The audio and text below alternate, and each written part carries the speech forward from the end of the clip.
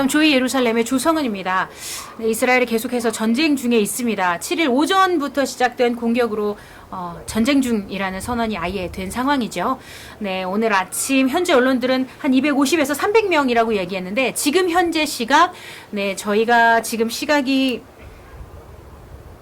5시 22분인데요. 지금 현재 시각 700명이 사망했고 약 2,200명이 부상을 당했습니다. 또 이스라엘인들의 52명 정도가 가자 지역으로 납치된 상황입니다. 가자 지구 테러리스트들은 이스라엘 남부에 전례 없는 공격을 지금 가하고 있는데요. 여러 도시를 점령하고 수천 개의 로켓을 발사하고 있습니다. 그들의 주장에 따르면 약 5,000개 이상의 미사일이 발사되었으며 대대적인 남이스라엘 침공을 감행하고 있습니다. 하마스는 이번 침공과 로켓포 공격을 아락사 홍수작전이라고 명명했는데요. 하마스는 로켓과 동시에 수많은 테러리스트들을 가자 지구에서 이스라엘 남부로 보냈습니다. 가자와 남부 사이의 울타리들을 부수고 침투해 IDF 진지를 점령하고 이스라엘 국경 도시들을 장악했습니다. 소셜미디어에 공개된 영상에 따르면 불도저가 이스라엘과 가자 국경의 보안 장벽에 구멍을 뚫어 폭도와 테러리스트 수백 명이 이스라엘 영토로 건너갈 수 있도록 하는 장면이 담겨 있습니다. 또한 패러글라이더와 초경량 항공기를 이용한 방법으로도 많은 테러리스트가 넘어오고 또한 해상과 항공으로도 국경을 넘었습니다. 왜냐하면 네타냐후는 토요일 공격의 전례 없는 성격을 강조하면서 이스라엘은 이제 작전이나 회진이 아닌 전쟁 중에 있다라고 선언했습니다. 그는 또한 7일 아침 하마스는 이스라엘과 그 시민들에게 살인적인 기습 공격을 가했다라고 말하며 이른 아침부터 이 상황에 처했고 보안 장관들을 소집해 우선 테러범들이 침투한 지역사회를 정리하라고 지시했다고 밝혔습니다. 현재 이 작업이 진행되고 있는 상황인데요. 동시에 광범위한 예비군을 동원하여 적들이 알지 못했던 규모의 사격을 응징하라고 명령하기도 했습니다.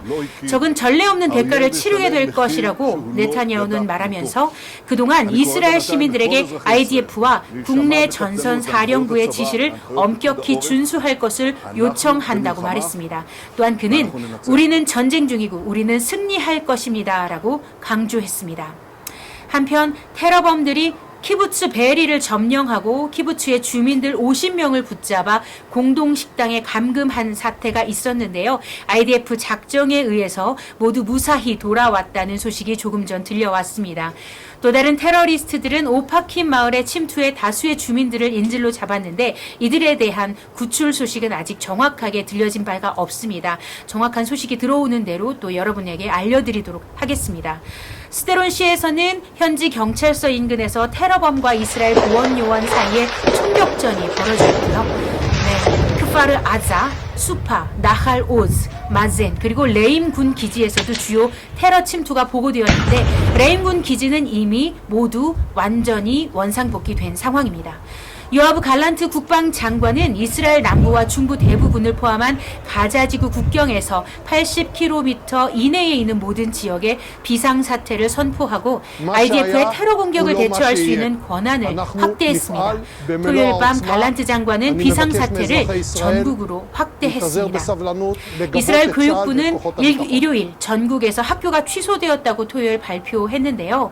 IDF의 내부 전선 사령부는 또한 네타냐 남부 네게브 중부 북부의 지역사회에 부분적인 폐쇄를 가함으로써 폭탄 대피소를 가진 기업들만 영업할 수 있도록 하는 등 대규모 집회에 제한을 두고 있습니다. 한편 네타냐후 이스라엘 총리는 지금은 광범위한 비상정부를 구성해야 한다고 말하면서 야당을 초대했습니다. 네타냐후는 오늘 오전 두 야당 지도자들과의 안보 브리핑에서 이 제안을 연장했습니다. 그는 이번 제안을 하면서 1967년 6.1 전쟁 직전 레비 에시콜 당시 총리와 야당 지도자 메나헴 베긴 사이에 형성된 국가통합정부를 언급했습니다. 이에 대해 국민통합당의 베니 간츠는 통합정부가 안보 상황에만 대처하고 실질적인 파트너십과 영향력을 행사하는 당을 기반으로 해야 한다고 주장했습니다. 예시 아티드당의 야이르 라피드는 우리 앞에 어렵고 복잡하며 장기적인 활동을 수행할 것이라고 말했는데요. 야당 지도자는 비상통합정부를 수립하는 것은 이스라엘이 이스라엘 국방군과 안보기관의 지원을 받아 단결한다는 메시지를 이스라엘의 적들과 전 세계에 보내는 것이라고 말했습니다. 한편 이번 하마스의 기습 공격에 대해 이란이 축하 메시지를 보냈습니다. 팔레스타인과 예루살렘의 해방 때까지 우리는 함께한다라는 메시지를 보낸 것입니다. 이란의 아야톨라 정권은 토요일 오후 성명을 내고 하마스를 찬양하고 이스라엘에 대한 기습 공격에 대한 지지 약속을 했습니다. 이란의 알리 하메네이의 라힘 사파위 고문은 이 작전을 칭찬하면서 팔레스타인 전사들에게 축하의 뜻을 전하고 팔레스타인과 예루살렘이 해방될 때까지 그들 곁을 지킬 것이다라고 말했습니다. 헤즈볼라 지도자인 하산 나스랄라 역시 이번 작전에 대한 지지를 표명하며 이번 대규모 작전은 팔레스타인들의 의지를 확인한 것이며 저항만이 이스라엘의 공격에 대처할 수 있는 유일한 선택지라고 말하며 이 작전은 아랍과 이슬람 세계, 특히 이스라엘과의 관계 정상화를 추구하는 사람들에게 보내는 메시지라고 밝혔습니다. 현재 네타냐후 총리는 예비군 동원령을 내린 상황이고 많은 예비군들이 속속들이 군으로 복귀하고 있습니다. 이들은 함께 모여 이스라엘 하이라는 노래를 함께 연창하기도 하고요. 또 그 자리에서 이스라엘은 살아있다라는 메시지를 계속해서 보내고 하티크바인 이스라엘의 국가를 함께 부르기도 했습니다.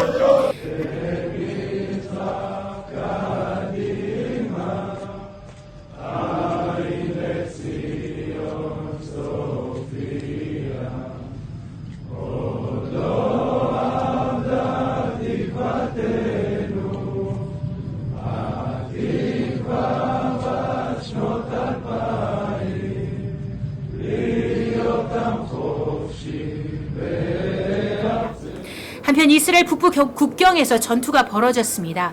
이번 전투는 레바논 테러범들에 의해 시작되었고 레바논 테러범들은 박격포로 IDF군을 공격하고 있어 헤즈볼라가 하마스의 이스라엘 전쟁에 가담할 수 있다는 우려가 커지고 있는 상황입니다. 남부 레바논에서 활동 중인 아랍 테러리스트들이 일요일 아침 골란고원 북서쪽 끝에 위치한 전략적 고지에 위치한 IDF 진지를 향해 박격포를 발사한 건데요. 하르도브에 주둔 중인 이스라엘 군인들을 공격한 것입니다. 레바논에 본부를 둔 헤즈볼라는 박격포 공격이 자신들의 소행이라고 주장했습니다. 이스라엘군은 테러 조직을 겨냥한 포격과 헤즈볼라 기반 시설에 대한 드론 공격으로 보복에 나섰습니다. IDF의 국내 전선사령부는 주변 지역 주민들에게 피난처를 찾고 추후 통지가 있을 때까지 그곳에 머물라고 지시했습니다. 이 사건으로 헤즈볼라가 이스라엘에 대한 새로운 전선을 열어 하마스를 비롯한 가자지구 테러 단체들이 진행 중인 유대 국가와의 전쟁에 동참할 수도 있다는 우려가 계속적으로 나오고 있습니다. 이번 박격포 공격은 가자지구 테러리스트들이 이스라엘 중남부를 향해 수천 발의 로켓을 발사하는 등 대규모 공격을 감행한 지 만 하루 만에 나온 것입니다. 네, 이 모든 상황을 위해서 이스라엘을 위해 기도해 주셨으면 좋겠습니다. 이스라엘의 현 상황은 결코 간단하지 않은 것 같습니다. 어쩌면 저들의 도발과 전쟁 공격이 이란과의 모의로 이루어진 것은 아닐지 조심스럽게 추측해 봅니다. 모의를 했던 안 했던 현재 이스라엘은 가자와 레바논 두 국경에서 공격을 받고 있는 상황입니다. 또한 이번엔 지난 2020년의 가자 전쟁과 다르게 국경을 부수고 들어온 테러리스트들로 인해 인명 피해와 납치 상황이 매우 많은 상황입니다. 이번 전쟁 상황 속에서 이스라엘의 군인들을 위해 기도해 주십시오. 그들이 나라를 지키는 모든 자리에 하나님의 보호하시는 손이 늘 함께 하시기를 위해 기도해 주시고 납치된 모든 이들이 속히 무사히 가족들의 품으로 돌아올 수 있도록 기도해 주십시오. 이스라엘은 그 어느 때보다 기도의 목소리들이 필요하며 그 어느 때보다 하나님의 기적이 필요한 상황입니다. 주께서 이 땅의 모든 군대 앞에 대장 되어 주셔서 전쟁의 상황을 승리로 이끌 수 있기를 소망합니다. 감사합니다.